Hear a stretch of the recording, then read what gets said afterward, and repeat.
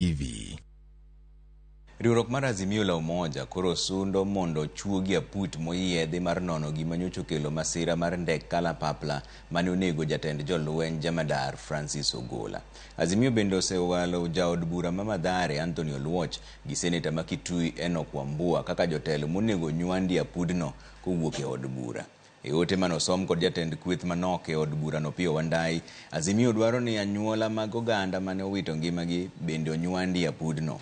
Jatend jolweny Ogolla ne otho tich ang'wen mokalo e masira ma bende ne oweyo ka jolweny mamoko 9 bende owito ngimagi.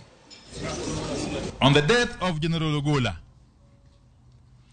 the parliamentary group shared deep condolences with his family and the families of all those who perished together with him. Further, the PG called for a judicial inquest into the accident and death as opposed to mere investigation led by the military that is close to civilians.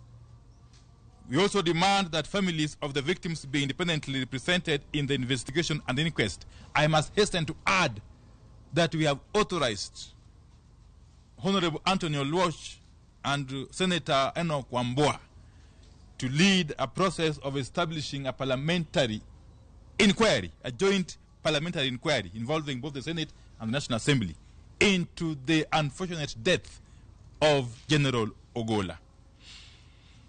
Already, we are seeing worrying signs. We have noted that Mr. Ruto set up a separate investigation team away from the one